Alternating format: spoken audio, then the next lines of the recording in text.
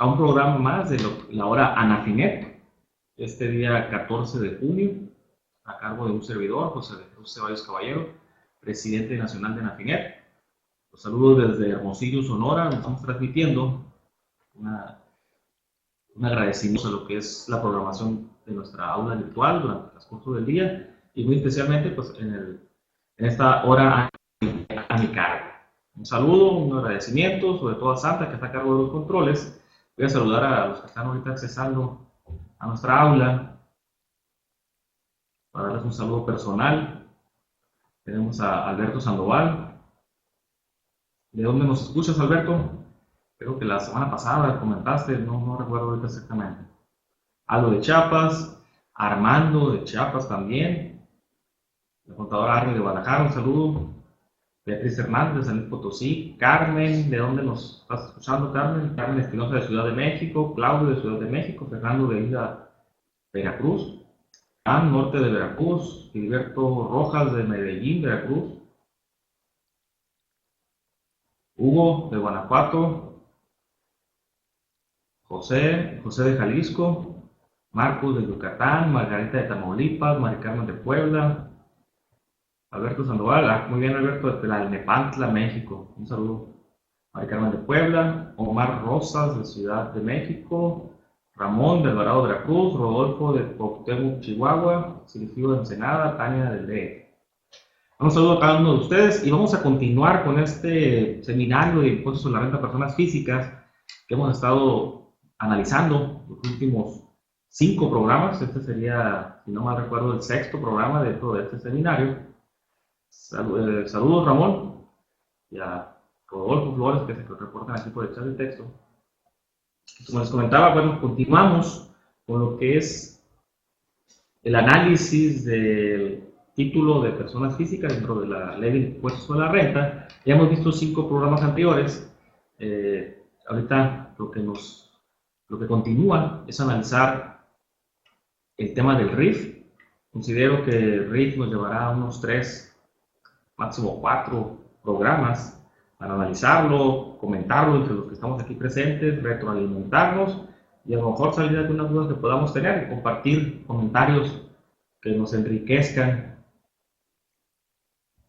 el análisis de esta sección de RIF dentro de las personas físicas. Voy a compartir escritorio para que podamos ver lo que es el material que vamos a ver en la sesión del día de hoy.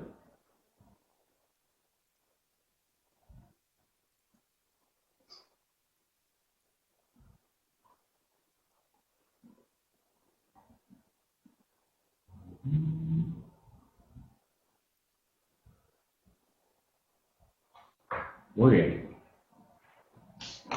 Entonces vamos a iniciar, como les comento, con ese seminario de impuestos a la renta, personas físicas.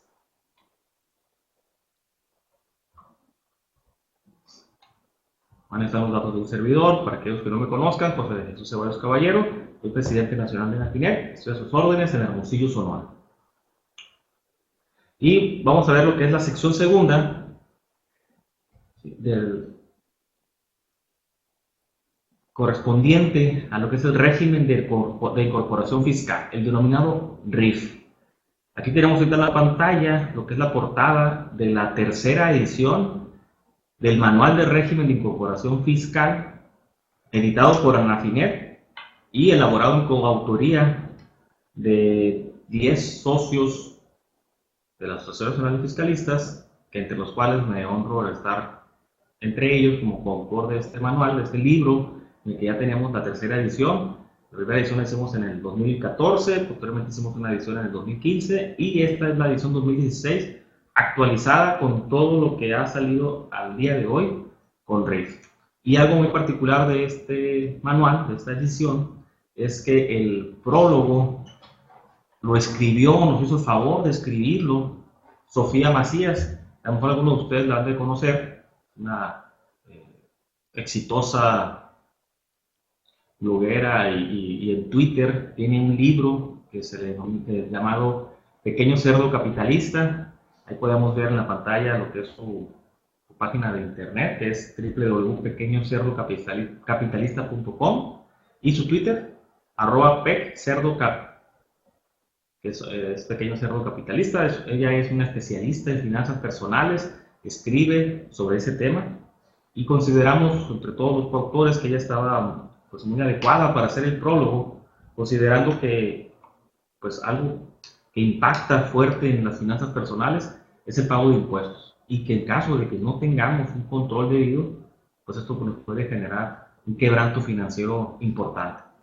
Y sobre todo considerando que el RIF va dirigido a ese comerciante, contribuyente, pequeño empresario, que su capacidad administrativa es baja, la podríamos decir así, y que precisamente sus finanzas personales pues es algo que está en interacción con el pago de sus impuestos.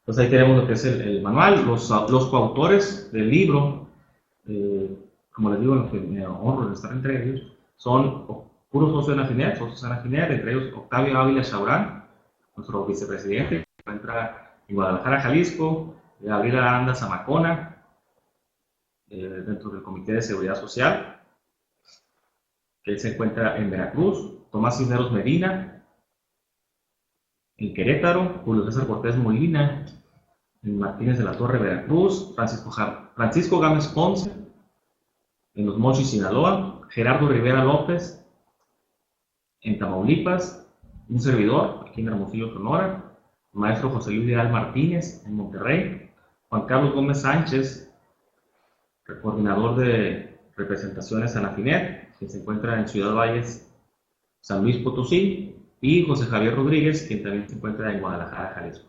Quienes deseen adquirir el libro, es una versión impresa, aquí tengo un ejemplar.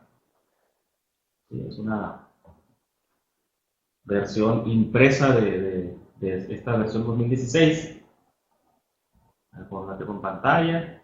Ustedes la pueden adquirir, está muy completa, un libro, es un manual, un libro que los lleva de la mano para poder cumplir con sus obligaciones dentro de RIF. Quienes la quieran adquirir se pueden contactar con alguno de los representantes, el que les quede más cerca, para que se los envíe por paquetería, o pueden entrar a la página de elconta.com. Él tiene algunos ejemplares para la venta, o como les comento, reportarse con alguno de los coautores y él les hará llegar el manual. Dice: la buena tarde, comprar este manual, ¿se envía en digital o impreso? Se envía impreso, ¿sí? También vamos a tener el digital, estamos trabajando en ello, estamos trabajando en la versión digital. Hay algunos detalles ahí técnicos, pero ya casi queda. Y en su momento también saldrá a la venta lo que sería el digital. Pero ahorita tenemos el impreso. Ese ya está a la venta, está circulando. Si ustedes lo quieren adquirir, como les comento. Incluso, si no me recuerdo, Salta también tienen ahí ustedes, ¿verdad? En existencia, para quienes estén ahí en el puerto de Veracruz o cerca de ahí. Tengo entendido que también tienen ahí, tienen unos ejemplares. Así me confirma Santa que así es. Muy bien, continuamos entonces. Bueno, como vimos, el nacimiento del RIF se dio con la llamada reforma fiscal del 2014. ¿Sí? Recordaremos que hasta 2013 existió lo que se denominaba el régimen de pequeños contribuyentes, ¿sí? el llamado REPECO, y el régimen intermedio. Teníamos tres secciones dentro del capítulo de actividades empresariales y profesionales, ¿sí? Que era la sección primera de las actividades empresariales y profesionales, la sección segunda del régimen intermedio, que tenía sus características, básicamente un nivel de ingresos de hasta 4 millones de pesos, tenían obligación de elaborar facturas, de llevar contabilidad, bueno, de llevar ciertos controles, una contabilidad simplificada, pero sus impuestos se pagaban en base a los ingresos y deducciones que determinaban utilidad y el cálculo a través de la tarifa de persona física para el pago del impuesto. Y aparte existía lo que conocimos como el pequeño contribuyente, el REPECO. Ese sí era totalmente diferente a todos los demás regímenes dentro de la ley de impuesto a la renta para personas físicas, que tenían su propio tratamiento. Recordemos como el pequeño contribuyente pues pagaba de manera bimestral, no podía pasar de 2 millones de pesos de ingresos, pero algo que era muy particular de este régimen y que era la gran facilidad que tenía era que su impuesto sobre la renta se pagaba en base a sus ingresos y no tenía que llevar prácticamente ninguna contabilidad, ningún control, no presentaban declaración anual, simplemente el pago bimestral de una cuota fija, que esta cuota fija se calculaba en base a los ingresos del año anterior. Básicamente lo que hacía el REPECO era, entre el mes de enero y febrero, acudir a la Secretaría, ya sea de Finanzas o de Hacienda, dependiendo del estado, como le nombren, porque recordemos también que el REPECO era los impuestos, o el impuesto recaudado para el REPECO, lo hacían a través de los estados. Lo que tenía que hacer este contribuyente era ir en el mes de enero, febrero más tardar, a las oficinas correspondientes de su autoridad fiscal estatal, no sé, Secretaría de Finanzas, Secretaría de Hacienda estatal, a presentar un escrito en el que, bajo protesta de decir verdad, le informaba a la autoridad los ingresos que había percibido el año anterior. Mientras estuvieran por debajo de los 2 millones de pesos, la autoridad lo seguía teniendo o manteniendo en este régimen de pequeño contribuyente y le calculaba una cuota fija bimestral en la cual contenía tanto el impuesto sobre la renta como el IVA, y en caso de que fuera contribuyente de IEPS también iba incluido todos sus impuestos a cargo dentro de dicha cuota. Era una facilidad muy buena, ¿no? Una forma muy sencilla de calcular y enterar los impuestos por parte de esos contribuyentes, pero también se prestaba mucho a la evasión y a la opacidad, tanto de quien declaraba, el pequeño contribuyente, porque realmente, al no tener ningún tipo de control, pues declaraba los ingresos que así le convinieran, con el fin de que la autoridad no tuviera herramientas para determinar cuáles eran sus ventas reales. Los pequeños contribuyentes caían en la práctica de no pedir facturas a ningún proveedor, ¿sí? Entre menos facturas pidieran, entre sus negociaciones con sus proveedores fueran de, ¿sabes qué? Te compro tanto de materia prima o de productos, pero no me factures, como les comento, con la finalidad de que la misma autoridad no tuviera herramientas para poder determinar cuántos fueron sus compras y, por lo mismo, cuántas eran sus ventas. Carmen Espinosa, a ver que nos comentes, en comparación de cuando existían los regímenes anteriores al nuevo RIF, ¿cuánto cree que será la diferencia de lo recaudado? ¿Aumentó o disminuyó? Bueno, Carmen, la recaudación de impuestos sobre la renta por RIF, si la comparamos, va a ser menor que aquella que se tenía por pequeño contribuyente. Pero si la comparamos estrictamente contra lo que se recaudaba como REPECO, ¿qué pasa ahorita con RIF?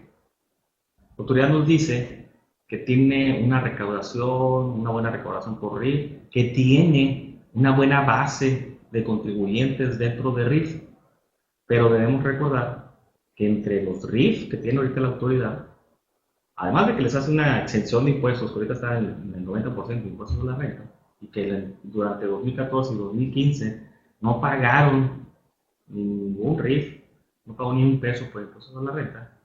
Recordemos que de los 4 millones pasados que tienen ahorita en RIF, en el padrón de RIF, buena parte de estos RIF son intermedios que se pasaron a RIF.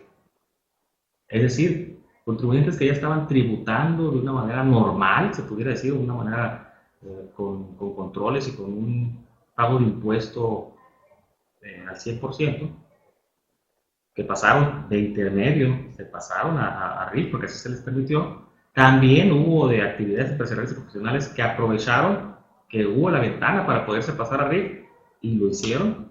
Entonces, dentro de este padrón de RIF, actualmente tenemos a muchos contribuyentes que por la naturaleza o la finalidad de este régimen realmente no deberían estar ahí. Además de muchos otros que se han incorporado a RIF cuando en realidad su capacidad administrativa, sus ventas, su forma de tributar debería ser como actividad empresarial y profesional. Entonces, creo que ahí sería, para realizar un análisis correcto de si se está aumentando o disminuyendo, tendríamos que separar del padrón de RIF a todos esos contribuyentes. Pero simplemente, considerando que se tiene un descuento de impuesto sobre la renta del 90% del pago normal, pues con ello podemos ver que la recaudación es menor. Pero realmente a la autoridad no le interesa, o la finalidad del RIF no es la recaudación de impuestos sobre la renta. Si lo fuera, no les diera la acumulación a la que tienen derecho a través de la ley de impuesto sobre la renta del ahorita 90% o del 100% si se están incorporando a RIF. Ahora en 2016 tendrían el 100% de descuento en impuestos a la renta. Lo que la autoridad quiere es la información que le proporciona quienes están en RIF de sus proveedores. Esa es realmente la finalidad del RIF. No es tanto recaudar, no es tanto lo que puedan recaudar por ellos o a través de ellos. Es qué información obtienen por parte de los RIF de sus proveedores. Esa es la principal finalidad. Bueno, continuamos. Ya entramos aquí ya en el análisis de lo que es la ley del impuesto a la renta con los artículos de RIF. Cuando hablamos de RIF, realmente nos limitamos a 3 artículos dentro de la ley del impuesto a la renta: el 111, 112 y 113. Debería ser algo extremadamente sencillo, hacer 3 artículos, al ir dirigido a contribuyentes con baja capacidad administrativa y tributaria. Debería ser algo extremadamente sencillo, 3 artículos.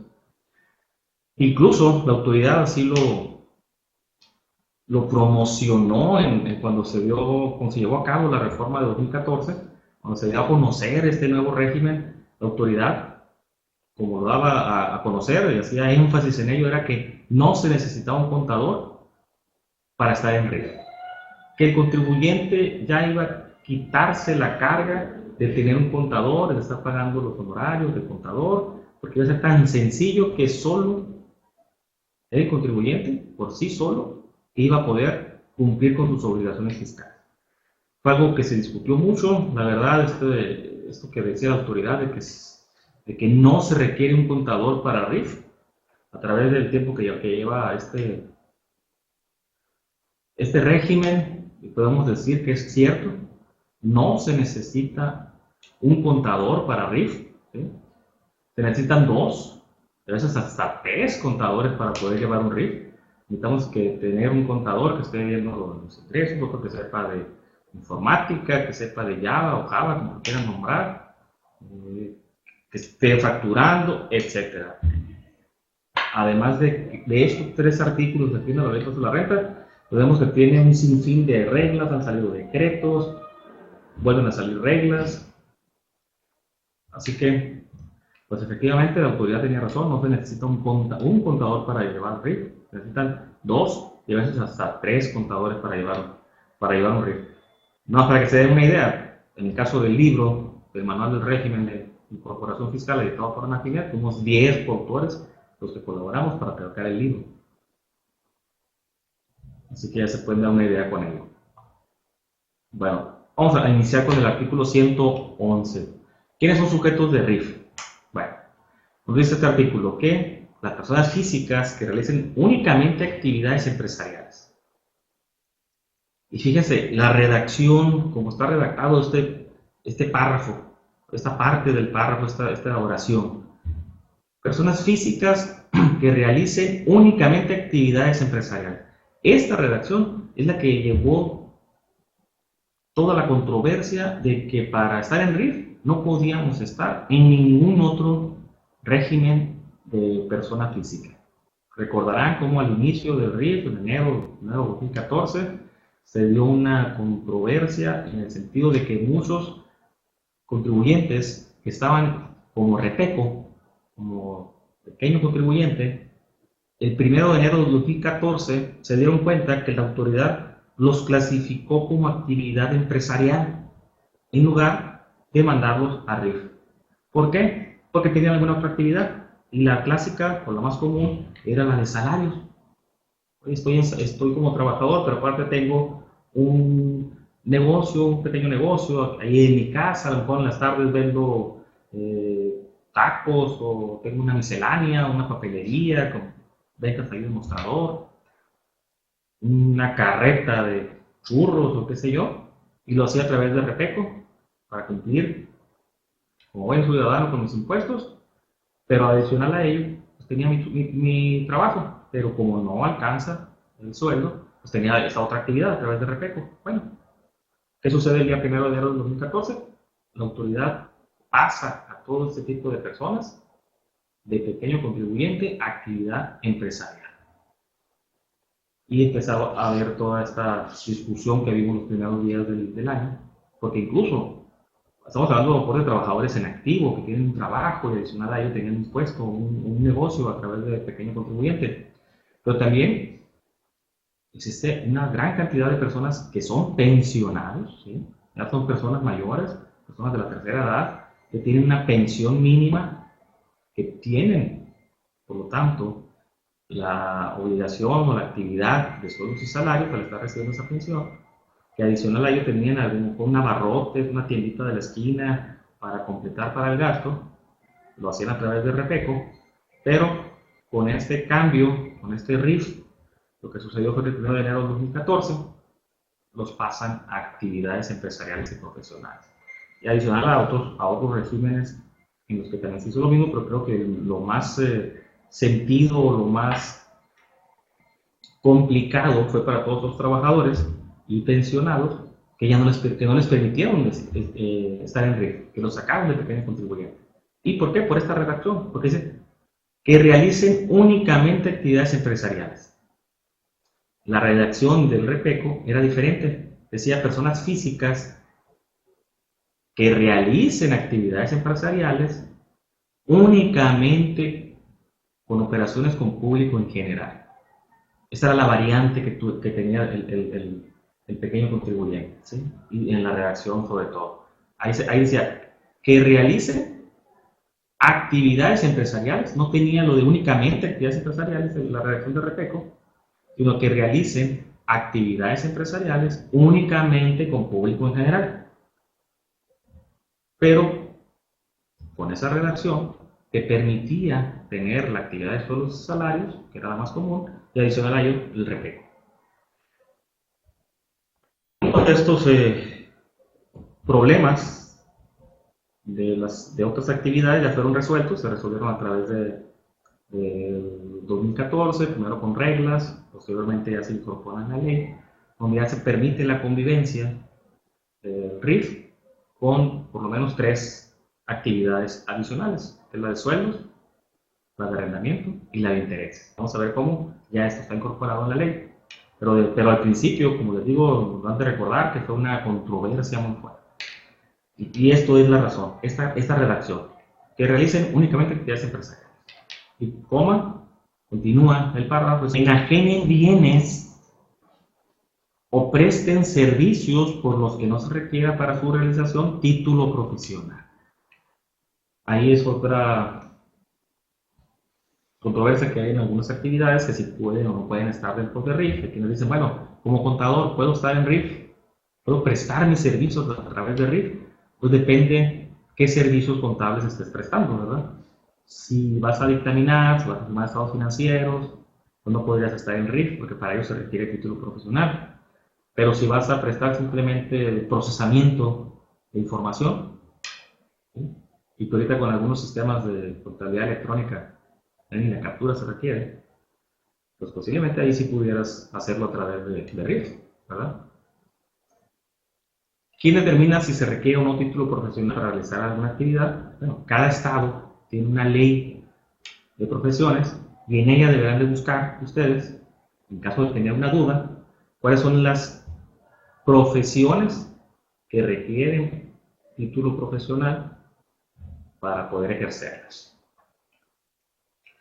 Continúa el párrafo, dice, podrán optar por pagar impuestos sobre la renta en los términos establecidos en esta sección, siempre que los ingresos propios de su actividad empresarial obtenidos en el ejercicio semanal anterior no hubieran excedido de la cantidad de 2 millones de pesos. Límite de ingresos para RIF, 2 millones de pesos, un límite similar al que tenían los reperos.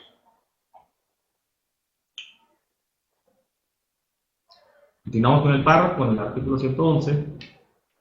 ¿Y qué pasa cuando se inician actividades? Bueno, los contribuyentes a que se refiere el párrafo anterior, que inicien actividades, podrán optar por darse de alta en RIF cuando estimen que sus ingresos del ejercicio no excedan del límite que se refiere el mismo. Es decir, me doy de alta ahorita en junio de 2016, voy a abrir un negocio, voy a abrir a lo mejor una papelería y estimo que mis ventas al año no van a superar el límite de los 2 millones, me puedo dar de alta en RIF inicialmente. Continúa el párrafo y nos dice qué sucede en el caso, ¿sí?, de que nos demos de alta ya avanzado el ejercicio fiscal o el año de calendario. ¿Cómo vamos a determinar los ingresos o el límite? ¿Cómo vamos a determinar si sobrepasamos o no el límite de los 2 millones? Pero ojo con esto, porque posteriormente una regla nos dice y nos señala que el cálculo, o mejor dicho, el periodo para determinar el límite de los 2 millones de pesos de ingreso es diferente a como nos lo plantea la ley en su artículo 111. Cuando en el ejercicio citado realicen operaciones por un periodo menor de 12 meses, como digo, darse de alta ahora en junio, para determinar el monto que se refiere al párrafo anterior, dividirán los ingresos manifestados entre el número de días que comprende el periodo y el resultado se multiplicará por 365 días. Si la cantidad obtenida excede del importe del citado, en el ejercicio siguiente no se podrá tributar conforme a esta sección. Lo que nos dice la ley es, por ejemplo, nos damos de alta el día de hoy, 14 de junio, vamos a tener 15 días de junio, 31 de julio, 31 de agosto, 30 de septiembre, 31 de octubre, 30 de noviembre y 31 de diciembre. 199 días de operaciones. En caso de que hubiéramos tenido ventas en ese periodo, o sea, del 15 de junio que nos dimos cuenta hoy, mañana abrimos el negocio y empezamos a vender. 199 días de operaciones durante el ejercicio de 2016. Y en ese plazo vendimos 1 millón, bueno, un poco menos, vamos a ponerle 940,000 pesos. Perfecto. Entonces lo que tenemos que hacer es la cantidad de ingresos, los 940,000 pesos, entre el número de días que operamos en ese ejercicio, es decir, del 15 de junio al 31 de diciembre, como veíamos ahorita eran 199 días, los 940,000 pesos que vendimos en ese periodo entre 199 por los 365 días del año, para elevar al año. En ese caso obtendríamos un ingreso anual de 1.724.000 pesos, es decir, quedaríamos dentro del rango de los 2 millones de pesos anuales. Pero si en lugar de haber vendido 940,000 pesos, como vimos en el ejemplo que les comentaba, en este mismo tiempo, en esos 199 días que nos restan de aquí a que termine diciembre, hubiéramos vendido 1.300.000 pesos, 1.320.000 pesos, pues de igual forma dividimos el 1.320.000 pesos que obtuvimos de ingresos del 15 de junio al 31 de diciembre de 2016 entre los 199 días que comprende ese periodo por los 365 días para elevarlo al año. A ver, vamos a volver a hacerlo. 1.320.000 entre 199 días del periodo por 365. 2.421.000. En este caso hipotético, el ingreso anual o el ingreso elevado al año excedería del límite y por lo tanto, a partir del 1 de enero de 2017, tendríamos que tributar en el régimen de actividades empresariales y profesionales. Esto de acuerdo a la ley, porque como vamos a ver más adelante, hay una regla que nos dice que no, que el periodo para lo que es el ingreso, o obtener o saber si estamos excediendo o no el límite de ingresos, se calcula de forma diferente.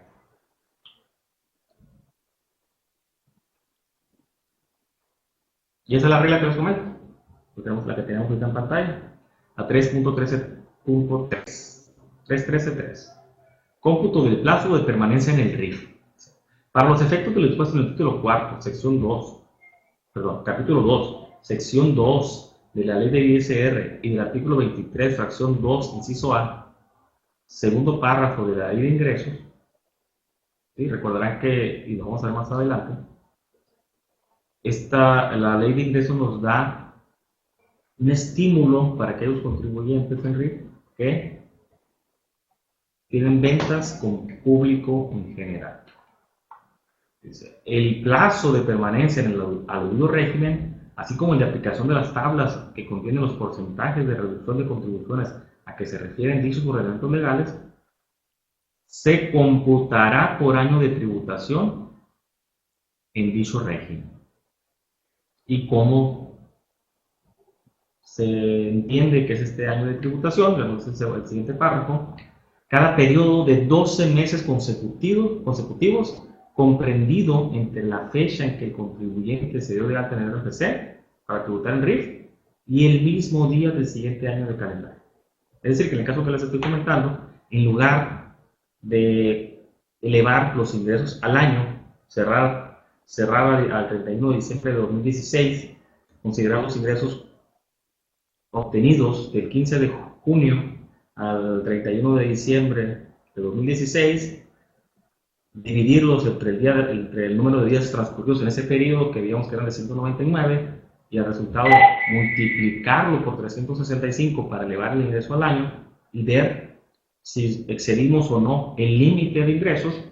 Lo que debemos de hacer es considerar los ingresos que obtengamos durante los siguientes 12 meses consecutivos hasta llegar al mismo día del siguiente año, es decir, hasta el 15 de junio del 2017. Y ahí sí, vamos a considerar los ingresos para el límite de los 2 millones, los ingresos que hayamos obtenido del 15 de junio de 2016 al 15 de junio de 2017. Y en el siguiente párrafo nos dice, los contribuyentes, personas físicas que en 2014 optaron por tributar en el RIF, bueno, este párrafo nos señala la razón por la cual quienes iniciaron el RIF desde el 2014, ya sea porque hayan pasado automáticamente a dicho régimen, derivado de que anteriormente eran pequeños contribuyentes o que eran intermedios que optaron por ir a RIF, o incluso, como les digo, actividad empresarial y profesional que optaron por ir a RIF,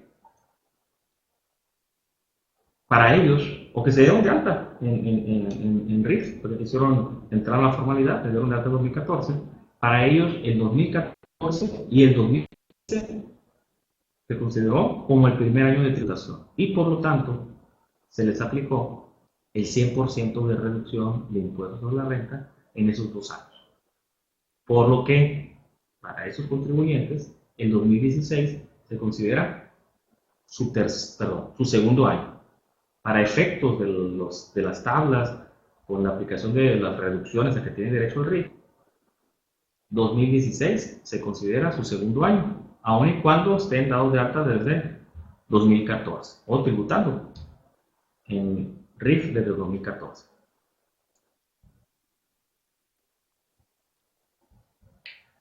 Muy bien. Continuamos.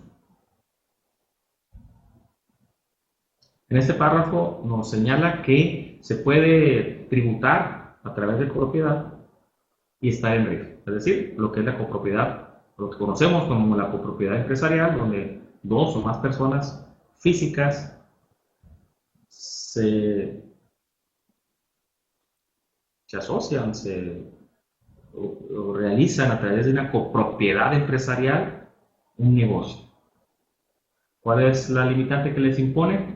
Es que los ingresos de cada uno de los copropietarios y la suma de todos ellos no sobrepase los 2 millones de pesos.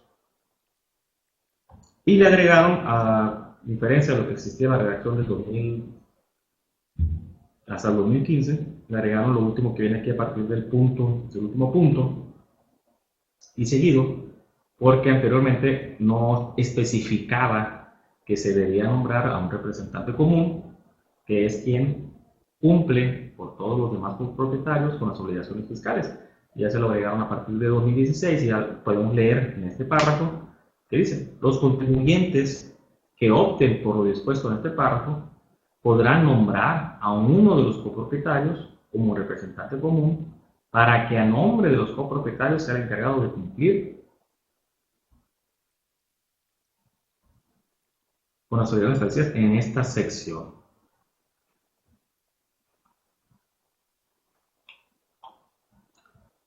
Y este otro párrafo, y aquí ya como les comentaba hace un momento, como derivado de esa controversia que se dio cuando inició RIF, cuando arrancó RIF allá en enero de 2014, de la imposibilidad, de acuerdo al criterio que tomó la autoridad al leer o al ver la redacción de que podrán estar en RIF únicamente, o sea, las personas físicas que únicamente realicen actividades empresariales. ¿Qué dijo la autoridad? Esto significa que para estar en RIF no puedes tener ningún otro tipo de ingreso, no estar en ninguna otra actividad dentro de persona física. Posteriormente, a través de reglas, que se denominó la convivencia con RIF de salarios, de arrendamiento y intereses, y a partir de 2016 incorpora al texto de la ley esta opción de poder tributar en otros regímenes, en otros tres, por lo menos otros tres regímenes, además de RIF. Es lo que se denomina la convivencia de RIF con salarios, convivencia de RIF con arrendamiento y la convivencia de RIF con intereses. Pero la suma de todos estos ingresos, de todas estas actividades, no puede exceder los 2 millones de pesos. Una confusión que se dio, que de repente algunos contribuyentes la tienen, es: oye, entonces si yo estoy en arrendamiento, ¿puedo llevar mis obligaciones y mi pago de impuestos como RIF? No, a eso no se refiere este párrafo que estamos viendo. A lo que se refiere es que puedo estar en RIF, tener una actividad de RIF, por decir una actividad, tener un pequeño negocio, una papelería, una miscelánea, una taquería, algún negocio que por las características del mismo lo pueda llevar a través de RIF. Y adicional a ello, tengo algún bien inmueble, no se puede, un local comercial, que lo tengo en renta, que antes de que se tuviera esta redacción dentro de la ley y que se leyera también la regla que estuvo vigente para permitirlo, realmente no podía hacer RIF y arrendamiento. Si tenía las dos actividades, los ingresos que obtuviera por mi negocio, que por sus características podía hacer RIF, pero que por tener otra actividad, en este caso arrendamiento, tenía forzosamente que llevar a través de actividad empresarial y profesional mi actividad o mi negocio comercial. Con esta facilidad o opción que dio la autoridad, puedo tener mi negocio comercial a través de RIF y mi ingreso por arrendamiento a través del régimen de arrendamiento. Por separado, presentaré declaraciones por separado y declaraciones bimestrales de RIF a través de mi renta, todas las obligaciones que genera RIF, y adicional a ello, mis declaraciones mensuales por arrendamiento o incluso trimestrales si estoy por debajo de los 10 salarios mínimos de ingreso, poder presentar declaraciones de arrendamiento de manera trimestral, pero de igual forma por separado de lo que es RIF. No se refiere a que voy a cumplir con mis obligaciones de arrendamiento como RIF. A eso no se refiere este párrafo. Y cuidando que los ingresos que obtenga tanto por RIF como por arrendamiento o por salarios o incluso por intereses, la suma de todo no sobrepase los 2 millones de pesos. ¿Quiénes no podrán tributar en RIF? Socios o accionistas o integrantes de personas morales, o cuando sean partes relacionadas en los términos del artículo 90 de esta ley, o cuando exista vinculación en términos del citado artículo con personas que hubieran tributado en los términos de esta sección, a excepción de la siguiente. Esto de excepción de las siguientes también se incorporó posteriormente. De igual forma, esta limitante para estar en RIF fue muy controversial, el hecho de que por estar como socio accionista de cualquier tipo de sociedad, ya no podías tener adicional a ello RIF. También se dio una controversia en el sentido de que hay quienes están dentro de una sociedad, más bien de una asociación, de una IAP, que es una institución de asistencia privada, de un patronato, de asilo de ancianos, de la Cruz Roja, etcétera, que están como socios del mismo, que en lugar de recibir beneficios o ingresos de parte de esta asociación o sociedad, por el contrario, están metiendo tiempo y dinero, pues con eso ya no les permitían estar en RIF. De igual forma, limitaba incluso a que esta redacción, o cuando exista vinculación en términos del citado artículo con personas que hubieran tributado los términos de esta sección, incluso hasta el hecho de que familiares no pudieran estar en RIF, es decir, el papá y el hijo no podían estar en RIF, aun cuando tuvieran operaciones diferentes y ni siquiera hay operaciones en común. Pues derivado de ello se da las siguientes excepciones. ¿A cuáles se exceptúa? El inciso A los socios accionistas o integrantes de las personas morales previstas en el título tercero de esta ley. ¿Cuáles son esas sociedades del título tercero? Pues las no lucrativas. Siempre que no perciba remanente distribuible de ellas. Es decir, a lo mejor yo estoy en algún patronato, en alguna IAP, es decir, institución de asistencia privada, de la cual no obtengo ningún remanente distribuible, ningún pago por cuenta de ello, pues yo podré estar en RIF aún y cuando tenga la obligación de socio accionista. También, de acuerdo al inciso B, puedo estar en RIF aún y cuando yo sea socio accionista o integrante de personas morales a que se refiere el artículo 79, fracción 13, aún y cuando reciban de dichas personas morales intereses. ¿A qué se refiere? Bueno, si soy socio de una caja de ahorro, las denominadas casas de ahorro populares y sus derivados, soy socio de la misma para poder estar y ser ahorrador en ese tipo de sociedades, necesito ser socio de la misma, aún y cuando reciba intereses por los montos que tenga yo invertidos en esta sociedad, aún y cuando reciba intereses, y aún y cuando tenga la obligación de socio accionista, podría estar en RIF. Adicional a ello, claro que los intereses que reciba y las operaciones de RIF no podrán exceder de los 2 millones de pesos. También puedo estar en RIF, aunque sea socio accionista o integrante de asociaciones deportivas que tributen los términos del título 2 de esta ley. Pero ahí sí, la limitante es que no puedo percibir ingresos de parte de esta asociación deportiva a la que formo parte. Y este párrafo, el siguiente párrafo, ya nos señala que a pesar de que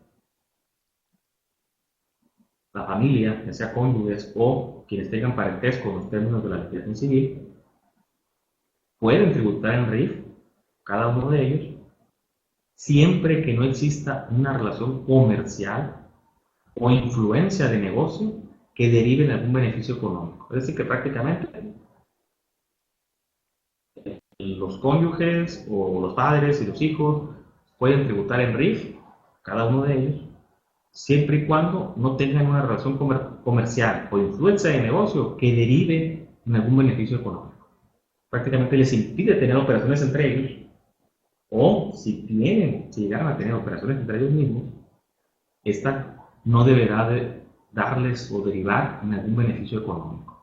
A lo mejor, si no existe o si se tiene que tener, ya sea que a lo mejor el papá es quien, a través de RIF, él estando como RIF, tiene de los proveedores mejores precios y después se los vende a sus hijos los productos, tendríamos que explicar muy bien que no exista un beneficio económico, que no haya un beneficio económico de estas operaciones.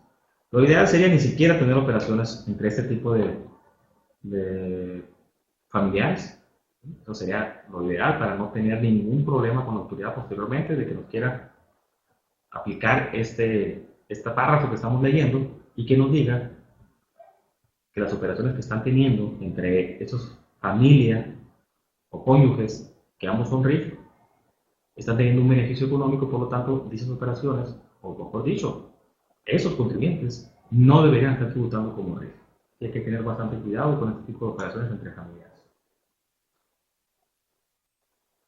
Y esta regla, la 259, nos señala que cuando se estén los casos de ser socio o accionista del tipo de sociedades que vimos en los incisos anteriores y que sí me permite estar también en RIF, debo de presentar un caso de aclaración a través del portal del SAT con la documentación que considere pertinente para demostrar que caigo en los supuestos de alguno de los incisos que vimos anteriormente y que aunque sea socio o accionista de algún tipo de este tipo de sociedades, también puedo estar en RIF.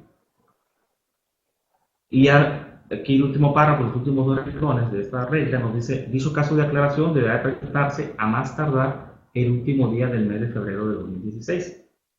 Pero ¿qué pasaría si soy socio accionista de algún tipo de esas sociedades y ahora en junio se me presenta la oportunidad de abrir un negocio y veo y considero que lo puedo hacer a través de RIF? Ya se me pasó el mes de febrero, ya no podría hacerlo a través de RIF por el hecho de que hasta ahora en junio se me presenta la oportunidad y voy a hacer un aumento de mis obligaciones porque ya estoy como socio y accionista, pero tal vez nada más como socio y accionista o accionista. Y ahora se me presenta la oportunidad de generar un negocio, de abrir un negocio y veo que se da o tiene las características para hacer RIF.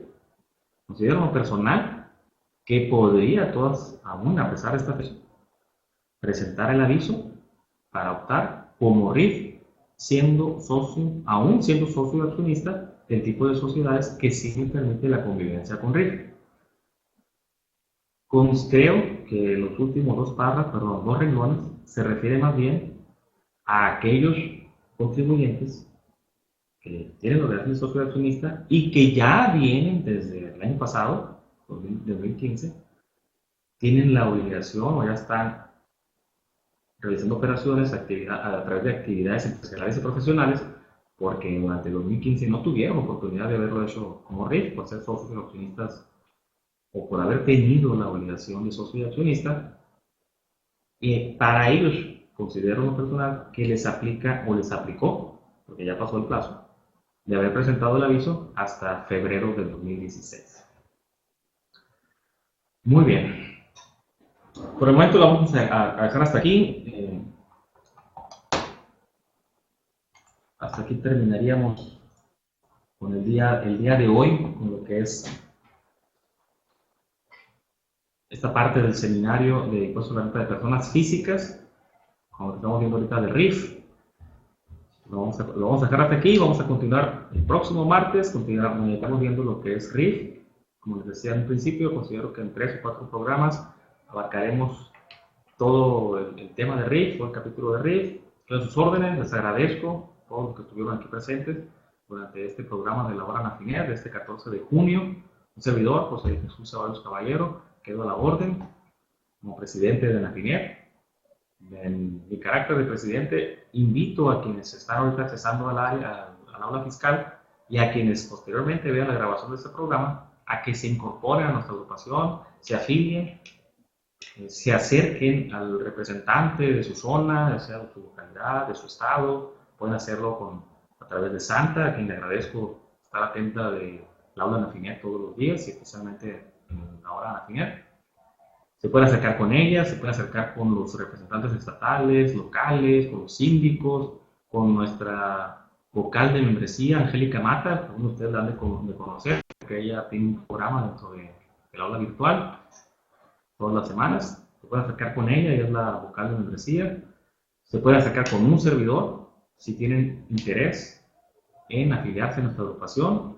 Nosotros podemos ayudar a que puedan concluir con su proceso de afiliación. Los invito, sinceramente los invito. Si están aquí en el aula, es porque están convencidos de los beneficios que tiene nuestra agrupación. Por lo tanto, los invito a que se sumen para que con el apoyo de todos ustedes podamos llegar a más gente, podamos contribuir a difundir la cultura fiscal en México de una manera mejor y a más gente. Ahí Santa nos está poniendo los requisitos para afiliarse, les hago la invitación y también los invito a que asistan a nuestro evento, que será nuestro gran evento, la convención anual. Este año será en Cancún, nuestra convención Cancún 2016, a celebrarse los días 6, 7 y 8 de octubre de 2016.